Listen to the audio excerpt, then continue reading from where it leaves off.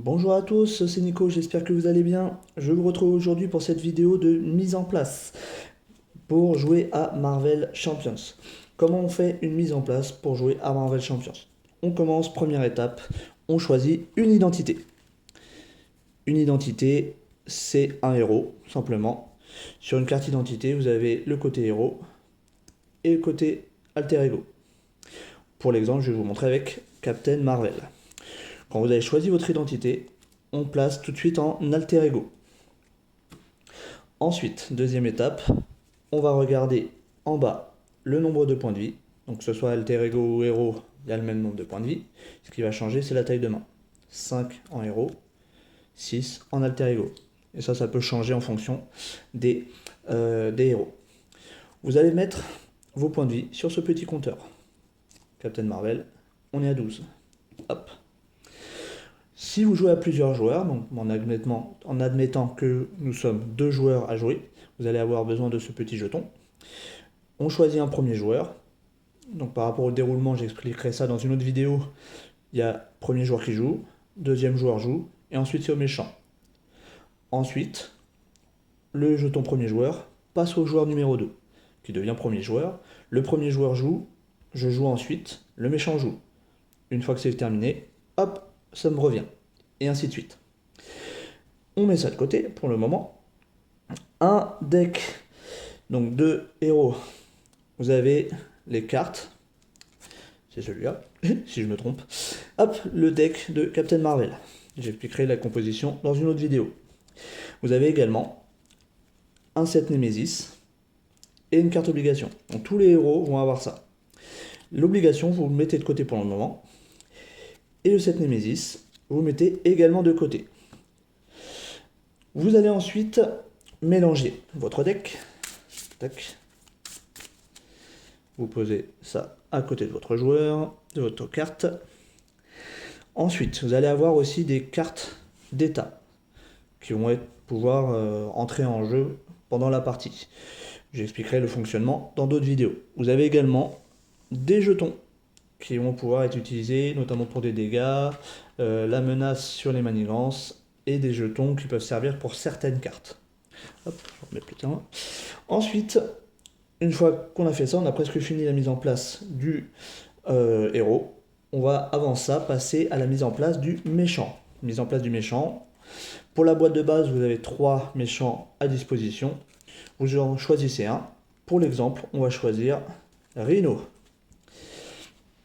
Quand vous choisissez Rhino, donc il y a 3 cartes qui correspondent à différents stades du méchant. Donc on voit Rhino 1, il a 1 et 2, enfin 1 en manigance, 2 en attaque. Rhino 2, il a 1 et 3. Rhino 4, 1 et 4. Et sachant qu'aussi ils peuvent avoir des effets. On verra ça plus tard. Donc j'ai choisi mon héros, mon méchant, pardon, et je pose. Deuxième chose pour le méchant, il a une manigance principale. Manigance principale, donc c'est l'objectif du méchant. Le méchant, il a 2 objectifs, nous tuer, donc tuer notre héros, ou réaliser sa manigance principale.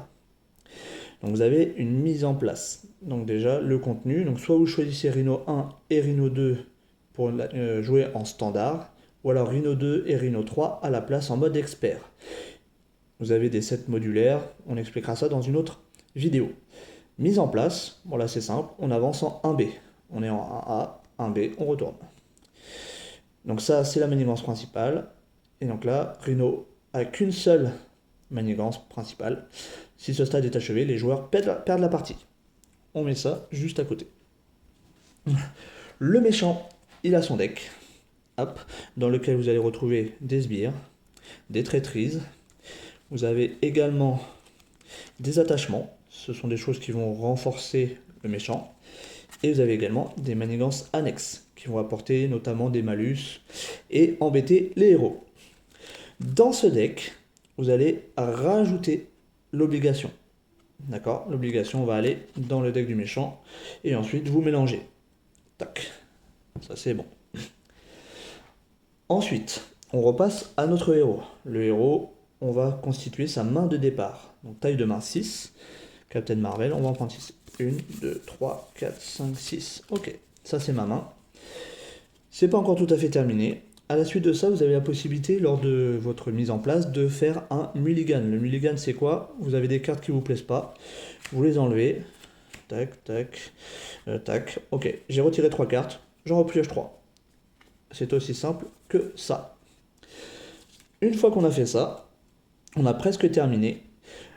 Alors, tous les alter ego n'ont pas de mise en place. Donc, par exemple, Captain Marvel, donc Carol Danvers n'en a pas. Par contre, dans la boîte de base, vous avez Black Panther, donc T'Challa, qui a lui une mise en place. Et donc, il faut simplement faire ce qui est écrit. Donc voilà, pour Black Panther, cherchez une amélioration Black Panther dans le deck et ajoutez-la à votre main et mélangez le deck. Voilà, donc là, Carol Danvers n'en a pas, mais T'Challa, lui, en a une. Donc vous avez juste à faire ça. Et une fois que tout ça est en place, et ben vous êtes prêt à jouer. On se retrouve très très vite pour une prochaine vidéo. Je vous dis à très vite. Salut!